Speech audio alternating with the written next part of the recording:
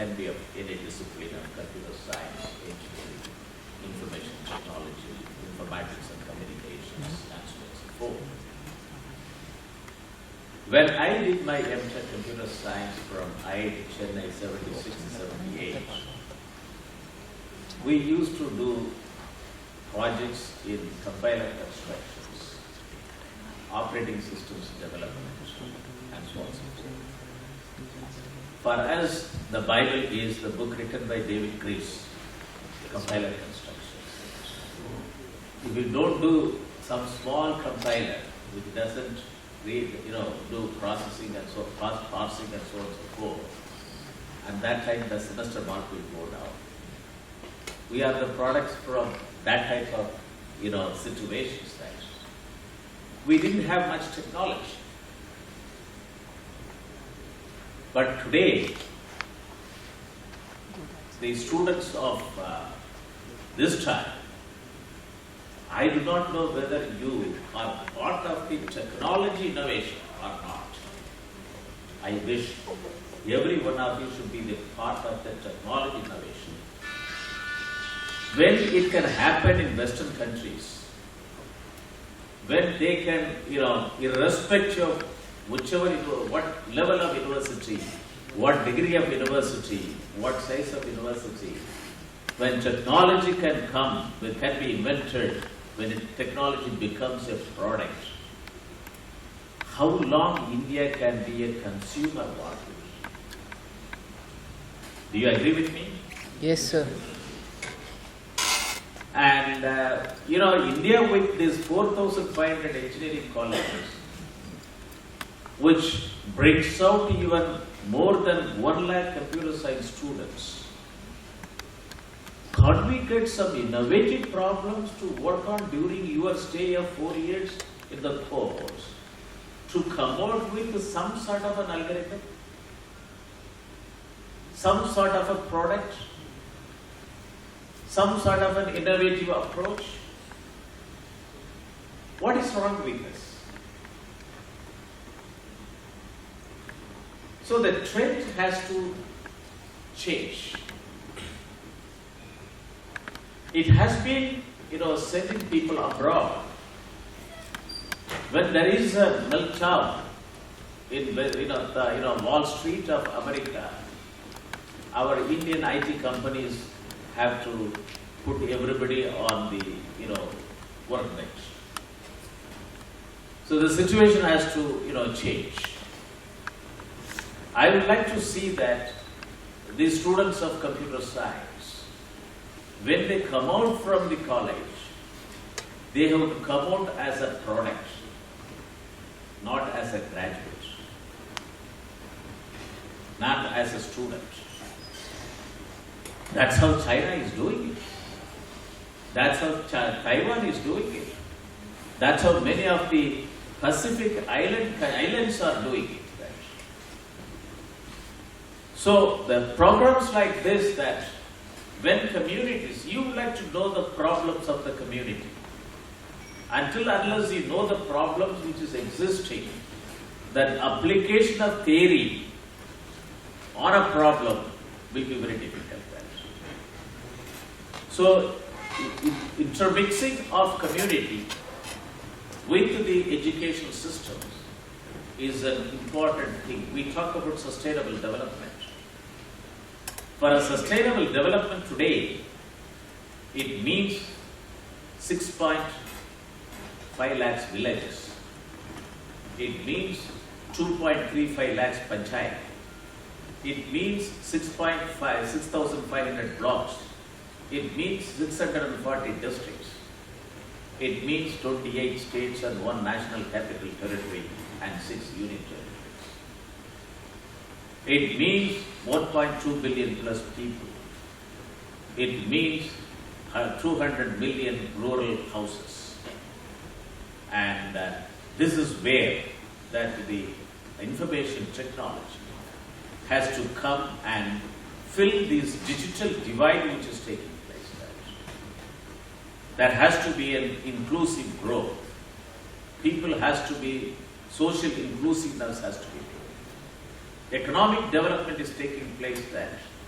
The growth which we are taking now, it has been officially declared as that the GDP growth is around something like 6 to 7%.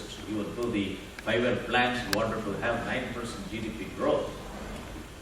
But the thing is that IT alone can bring 1% GDP growth if it is applied on the supply chain.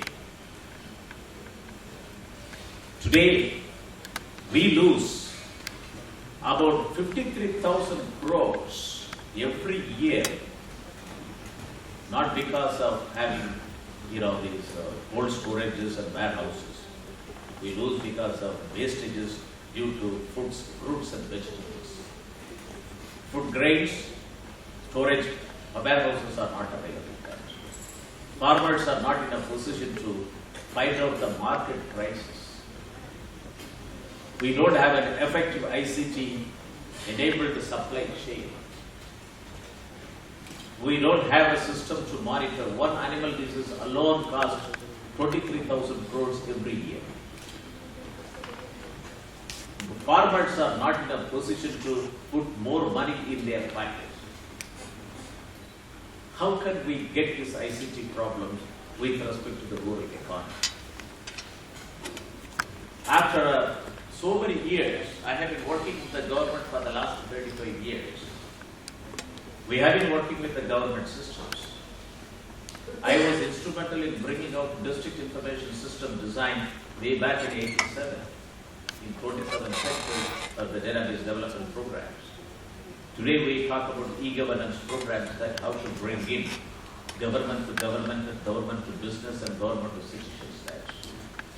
When you talk about government to citizens, that if the workflow is not there, and if the backend database is not there, if the business process re-engineering is not there, we cannot deliver this. This is where the 4,500 engineering colleges students who at least study computer science, informatics and communication, you have a national priority to work on various projects related to community with respect to G2C. I would like to give an example how the data.com can facilitate you. Previously, you had no way of getting data from the government. Today, government through the policy called, national data, made available to the policy through NIC. Now, every government department has mandatory provision to publish the data. If all the government department publish the data, do we have a good simulation models which can bring out from the great data to a very good, decision support systems? Our curriculum doesn't even facilitate to understand how to build up a decision support system based on database models, based on statistical models, based on knowledge models for a ill-structured and semi-structured problems, using heuristic programming and goal programming. You have a data. How will you convert this data into information? How will you convert the information into wisdom, knowledge, and then get into the wisdom? Let us put the other side of this one, that you have information. How to synergize, how to understand this data to convert to study impact on the society. We have networked about 3,500 agricultural wholesale markets in the country, which takes care of about something like 90% of the total trading. If you see the website, agmartnet.nic.in, which has now pushed all the data into the data.gov, more than 1,000 data sets, 300 commodities, 2,000 varieties. Now, why the computer science department? Why the economics department? Why the department of marketing faculties can't utilize this information to bring out an appropriate, price information, depending upon with regional variations and so on and so forth to the farmers. I have been telling that we have about something like 450 TV channels in the country. We talk about India is an agrarian economy. We don't have even one TV channel for agriculture. And this data set, which is available in agriculture marketing, people like you can bring out using the concept of IPTV. Informatics, Institute of Informatics and Communication, you can even bring out an agriculture TV channel. If you want, you can become an entrepreneur. A person who worked in a very big company is from China. He resigned. He brought YouTube especially for China. Even though he was a person from China, he didn't know Mandarin.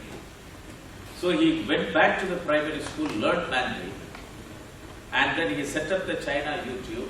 Today the company has been listed for $830 million. These are all some examples.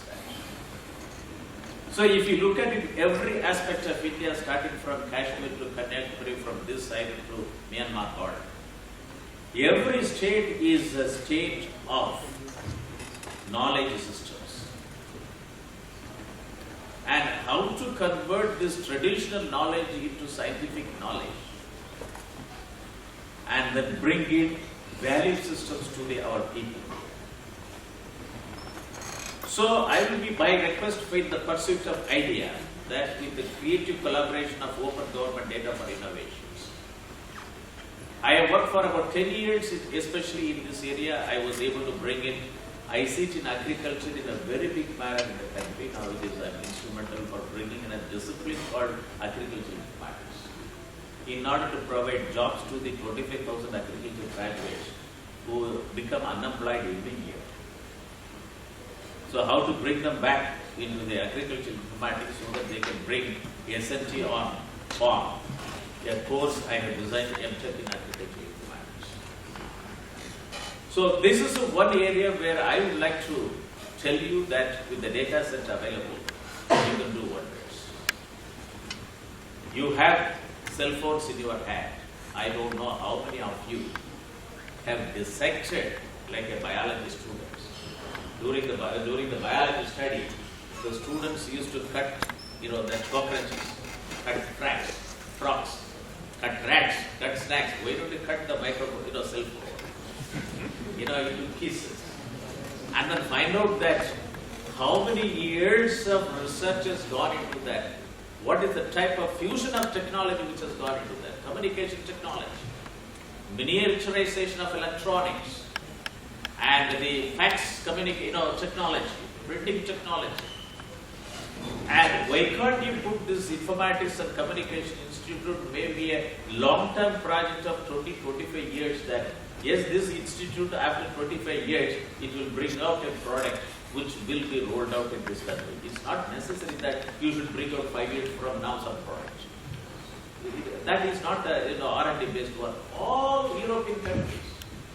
You go to Bulgaria, when we go as in the delegations, they say that what they say, they don't say that we have got this many lakhs of programmers. They say that we have 1 lakh mathematics students and 2 lakhs physics students.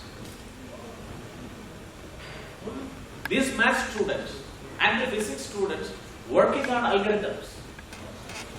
And that's why many of the IT companies, they set up labs in a country like Bulgaria, which is not known for many other purposes, that to set up, what you call, hardcore research institutes. So I will be very happy that this Institute of Prestige, the students from the Institute of Informatics and Communications, have a research component, have a development component, have an education component, have a training component, have an extension component. Extension is with the community. Training is with the people who are going to be the master trainers. And you have to be part of 3 pillars, that is research, education, development. The 5 pillars, research, education, development and extension training, are the pillars for sustainable development. So if you put it in this process of education, the day one when you join, you take a problem and work for the next 4 years when you are in the institute. And when you go out, you leave an algorithm or you leave a product, let your juniors work on it. That is a strategy, that is an idea which you should leave it.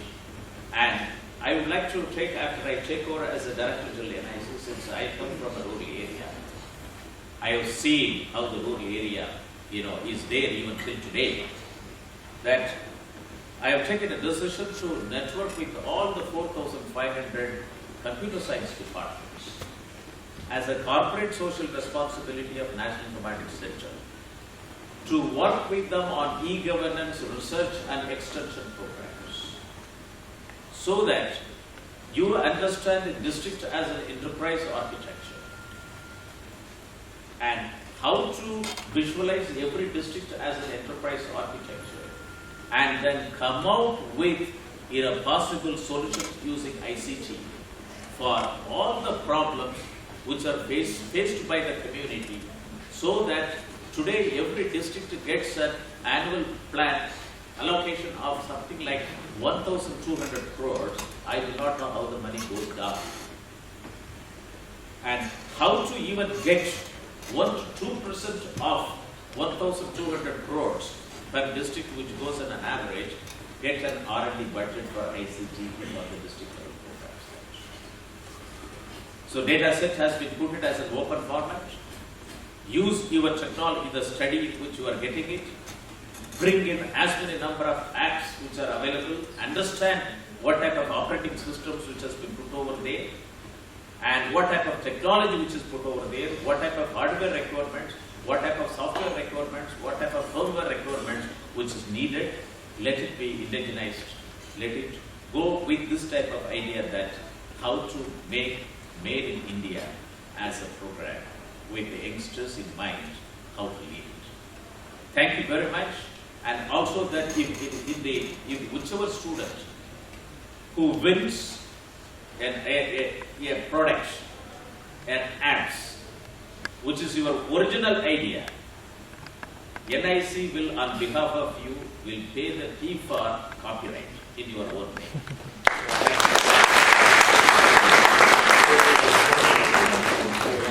Thank you very much, sir.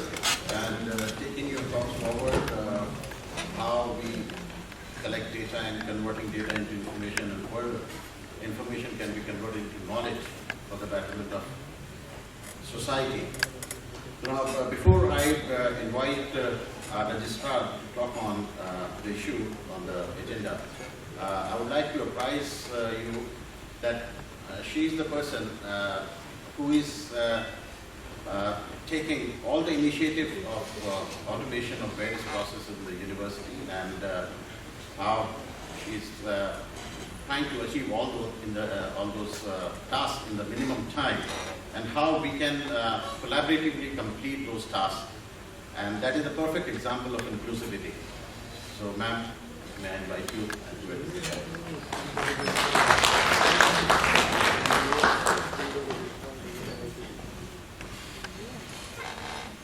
Good morning, PG NIC, Madam Governor, Madam Commissioner, Dr. Sanjeev Sen, and all our dear colleagues and students. I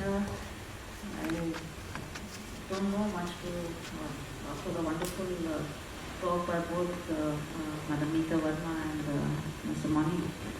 There's nothing left for me to say. It's quite amazing, the sheer volume of data which is available, and it's up to all of us what to make of it. But it just reminded me of something that I would like to share, that's all. It was one of those gatherings where all one of those intelligence gatherings which were being addressed by the president, the present vice president, who's also the chancellor of our university. And he said something very interesting that, if James Bond were to be written today, it really would, I mean, this is not what James Bond would be all about. Would be really somebody sitting on the computer and going through the sheer amount of data which is there. I mean, that's what real investigation today is. You really don't need to physically go to any country or go to the Royal Casino and Casino Royale and everything. It's really going through the huge volumes of data and knowing how to make sense of it. So with that thought, I'll leave the students. Maybe some of you could actually bring out some investigative application also. And, all the best to everybody. I'm sure it will be a grand success. Thank you very much. Thanks very much, ma'am. Now, I would like to invite Shri D.K. Singh ji, who is Regional Director General of DGIT, because somehow DGIT is going to be our focus in the initial days, because we have to use their data sets to work on different kind of applications, and whatever you student community can come up with your own ideas on how you interpret that data. So to have more inputs on that, I would like to invite Shri D.K. Singh ji.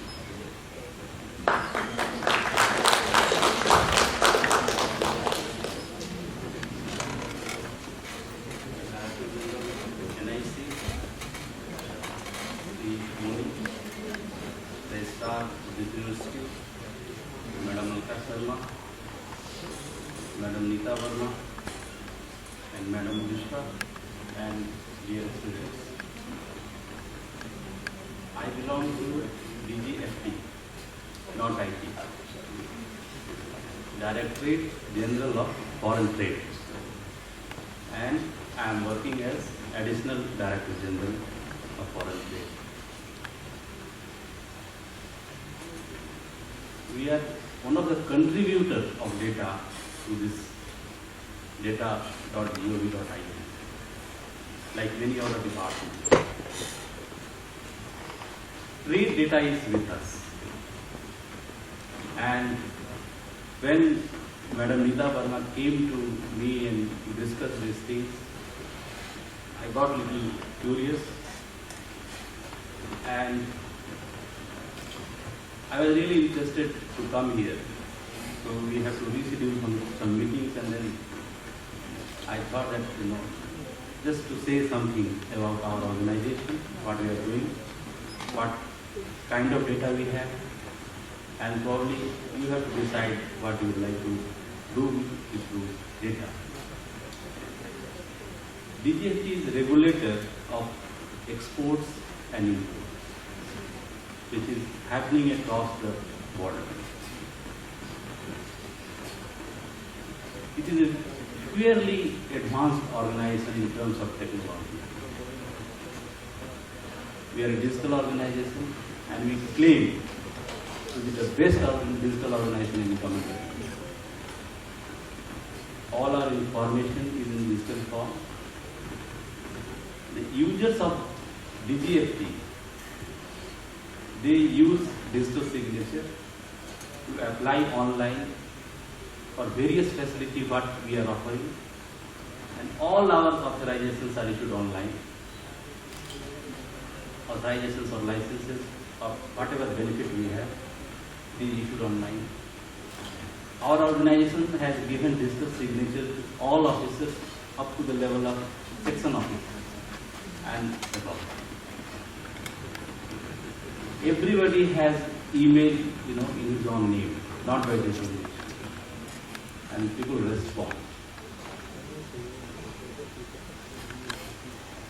We have basic, very fundamental. To start an international business, we should have importer-exporter code. And most of people come here to our organization to claim duty benefits. You import certain things duty-free. But when you do so, we ask them that, okay, I am giving you duty benefit. There will be obligation on your part export certain things. So they do export in a stipulated time, and then they say, yes, I have discharged my obligation. This is one of the set of our duties. So when exports are made, the realization comes in the foreign currency, which you read in the newspaper that we have trade deficit. Exports are not increasing at that level at the imports. So this foreign currency comes into the bank account, and exporters were supposed to give their certificates saying that I have realized the foreign currency. Now you give me my benefits. Earlier they used to go to the banks physically, come with their realization certificate in a manual way. We changed the game since last 16th of September 2012, and all banks are now mandated to send this information electronically to DGF. And 81 banks have joined so far, and about more than 37 lakhs of electronic DRC are with us. Shipping bill details are already with us, which comes from the custom side. So if on our system shipping bills details are there and proof of realization is there, then disbursement of any scheme becomes very simple, because documents are available in the electronic. Now coming to the data set, which probably you can think to use, is the IIC-UDSC classification. We have all the commodities which are being traded are given certain numbers. Numbers could be 4 digits, it could be 6 digits, it could be 8 digits. 4 digit is common across the globe. So if you say 4 digit, the person in South Africa also will understand the same language, that this item is having this. 6 digit, it could be common, it may not be common. 8 digit will never be common because it is specific to my Indian products. But we can talk. When in international trade, it is very important first to identify what is the item, and then what is the price, what are the regulations for import and export. So we have classified this about 13,000 items in a book called IIC-UDSC, International Trade Harmonized System, and it is available on our web, on our DGFT website, dgft.gov.in. This data we are going to give to this data.gov.in. Now, exports or imports are classified basically in 3 categories. One is prohibited. It means that you can't do it. It means government will also not give you permission. The second is free. Free means you need not come to us. You are free to export or to import without any condition. If you have commodity in your hand and if there is a buyer across the globe, you just ship the goods. There is no conditions attached. Majority of the items, more than 90-92% items fall into this category. Third category is free, subject to certain conditions.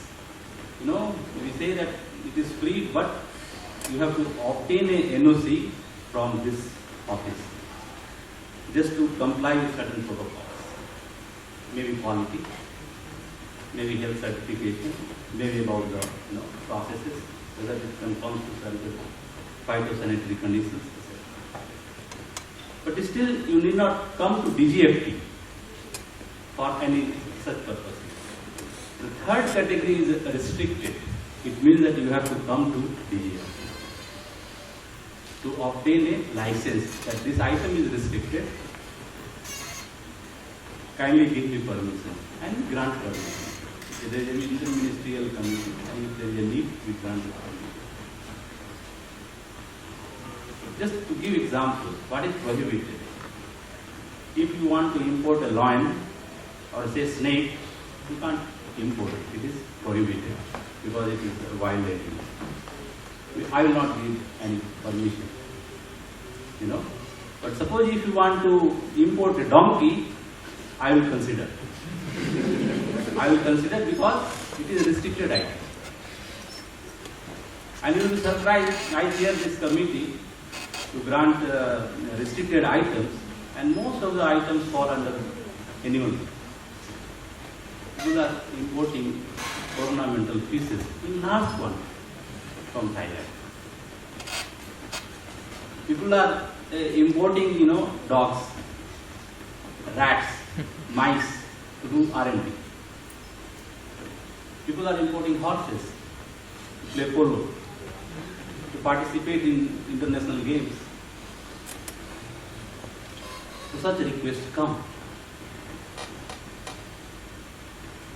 Then there are certain items which some consumer may be interested, like pulses.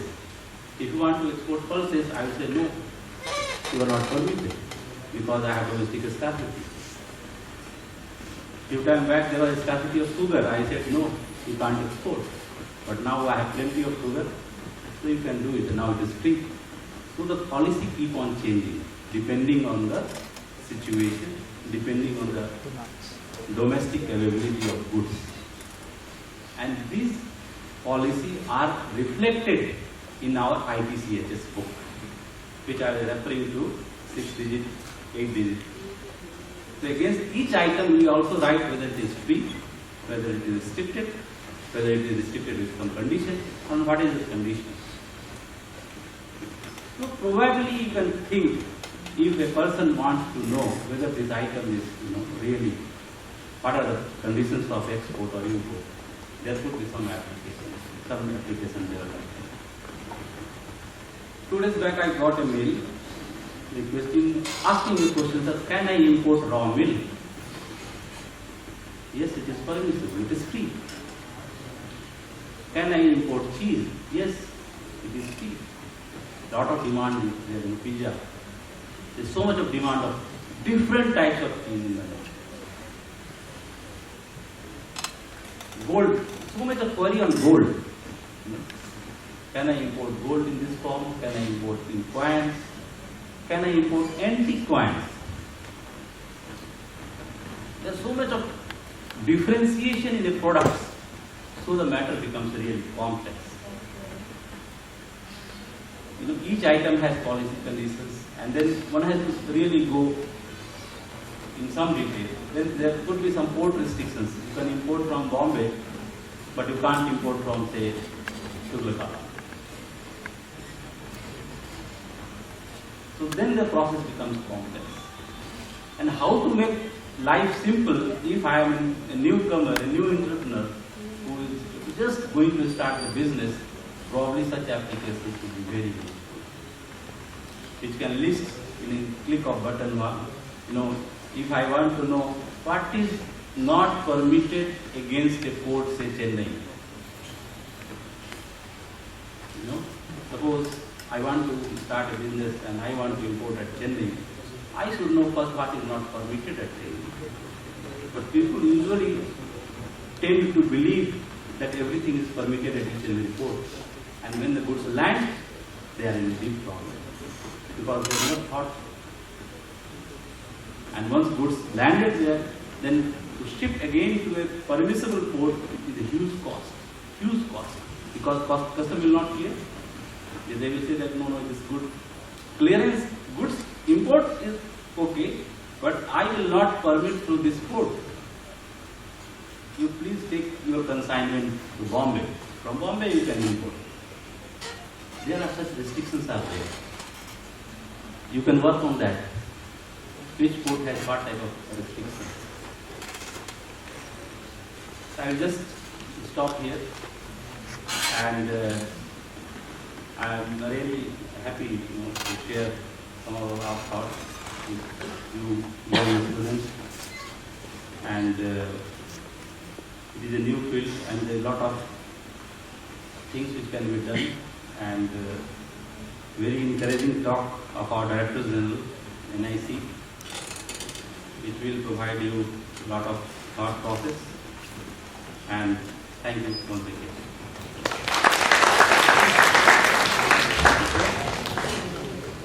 Now, you might have got the idea that what are the possibilities for you to interpret the data, and probably you can integrate their data with your ideas, with maps and all, integrate and come up with new apps.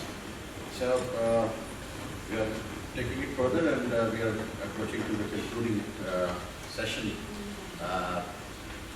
We have Madam Mishra. So can I request her to give some kind of concluding remarks and some words about how to start, because this event is a launch event of this idea, right? From tomorrow onwards, we start collecting the ideas, and we have a couple of weeks to process them, and we evaluate those ideas, and we start building up the application. So, Madam Mishra. Thank you, Professor Singh. Good afternoon, Madam Sharma, NIC, ABB, GFT, and Madam Nita Verma. Good afternoon to all of you, my colleagues, and the young brain who is going to make it a success, this big event, which is called Launch of Ideas. We are indeed very lucky to have with us all the stakeholders collaborating together. We have the guidance of our DGNIC, who is pro-academics, who is pro-citizen-centric applications, and who gives a lot of weightage to the young brain working at something very, very innovative. We have with us DGFT, Mr. Singh with us, and he is one person whom we just had to talk and explain that, sir, this data is very much needed and is used for the country's good. Could you please release it in open format on the data.gov.in? And he said, let me give it a try. He was the one person who contributed the entire data set all on his own, without any assistance, without any support from any one of us from the team. That shows that if the departments have the willpower, they will be able to bring the data